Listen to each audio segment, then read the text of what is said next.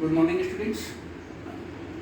इससे पहले वाली वीडियो में मैंने आपको किस तरह से cash flow statement direct method के माध्यम से हल किया जाता है, कैसे डायरेक्ट मेथड के थ्रू सॉल्व किया जाता है, ये बताया था। आइए अब हम पढ़ते हैं कि सेकंड मेथड है cash flow from operating activities, how to prepare is second method और the second method is indirect method. अब बात करते हैं कि इनडायरेक्ट मेथड होता क्या है।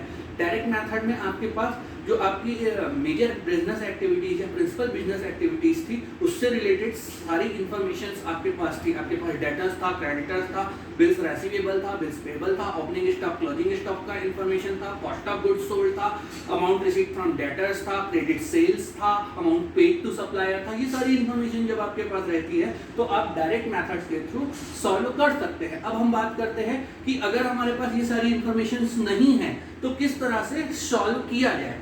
तो इनडायरेक्ट मेथड जो बेस्ड होता है वो तीन चीजों पर बेस्ड होता है। वो सबसे पहला बेस्ड होता है आपके फाइनेंशियल स्टेटमेंट्स, पहला प्रॉफिट एंड लॉस अकाउंट पर, दूसरा आपके बैलेंस शीट पर, और जो आपके पास अदर इंफॉर्मेशंस होती हैं क्वेश्चंस में कि क्या क्या इंसिडेंटल और इंसिलरी आइटम्स हैं फाइनेंशियल स्टेटमेंट से रिलेटेड, उस पर ये बेस्ड होता है। तो जब हमारे पास बेसिक इंफॉर्मेशंस नहीं होती और हमको अपने हमारे फाइनेंशियल स्टेटमेंट्स के थ्रू और उसके नीचे या जो हमारे पास एडिशनल इंफॉर्मेशंस होती है, एडिशनल इंफॉर्मेशंस के थ्रू जब हम कैश फ्लो स्टेटमेंट बनाते हैं तो उसे बोला जाता है preparation of cash flow statement under indirect method. अब हम बात करते हैं कि इनडायरेक्ट मेथड के अंडर कैसे तैयार किया जाता है। तो जैसा कि मैंने पहले कहा कि ये जो टोटली है वो बेस्ड होता है हमारे फाइनेंशियल स्टेटमेंट के ऊपर। तो सबसे पहले हम लेते हैं प्रॉफिट एंड लॉस अकाउंट। तो इसमें जब हम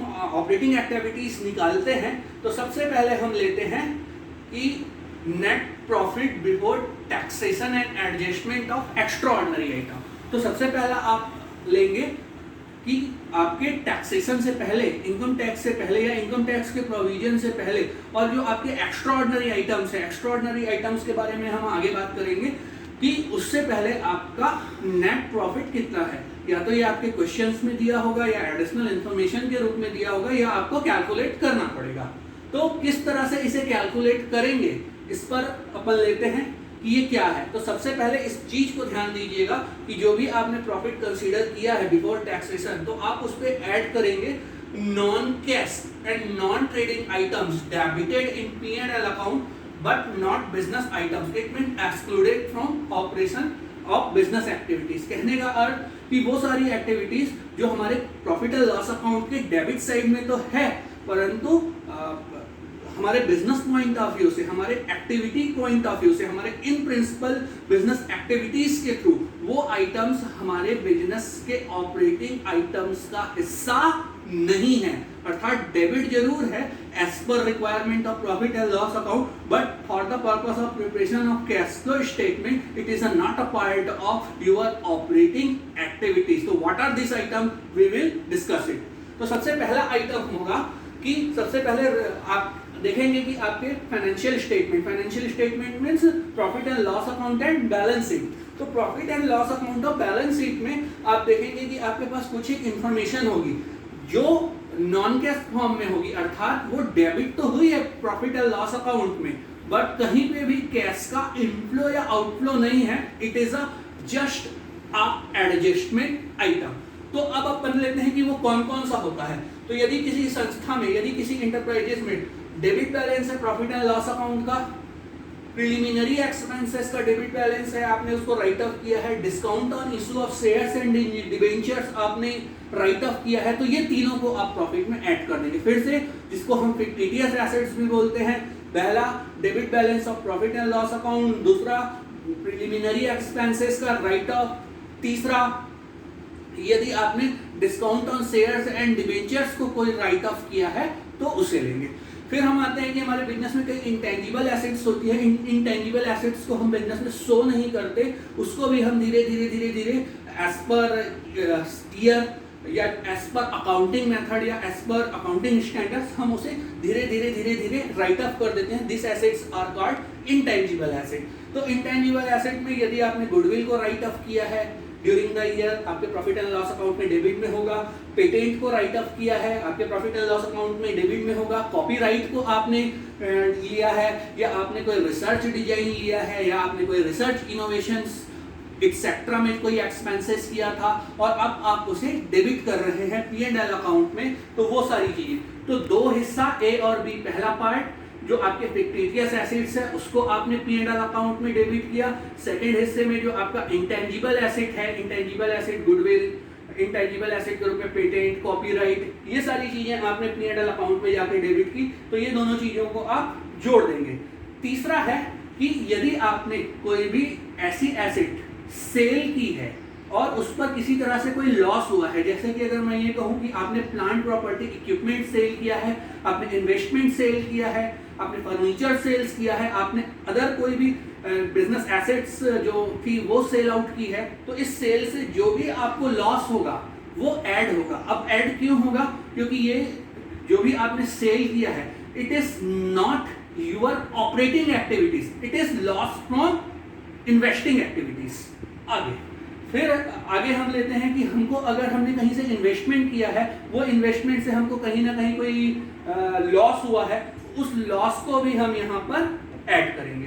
फिर नेक्स्ट जो फिफ्थ पार्ट है कि यदि आपने अपने प्रॉफिट से कोई एप्रोप्रिएशन किया है, अर्थात आपने अपने प्रॉफिट से जनरल रिजर्व में, कैपिटल रिजर्व में, डिविडेंड इन फ्लक्चुएशन फंड में या किसी भी प्रकार के कोई स्पेसिफिक रिजर्व में कोई भी ट्रांसफर किया है, तो ऐसा ट्रांसफर नॉन कैश पेमेंट है, ये नॉन कैश पेमेंट ऐड होगा। तो आप ध्यान रखिएगा 5 आइटम्स आपको ऐड करना है। पहला रिटर्न ऑफ फिक्टिशियस एसेट, जिसमें हमने देखा debit balance of P&L account, फिर हमने देखा इसी कैटेगरी में प्रिलिमिनरी एक्सपेंसेस का राइट ऑफ, फिर हमने देखा discount on shares and debentures का राइट ऑफ, फिर हमने देखा कि इंटेंजिबल एसेट का राइट ऑफ, जिसमें हमने देखा goodwill, patent, copyright, research design, industrial design etcetera.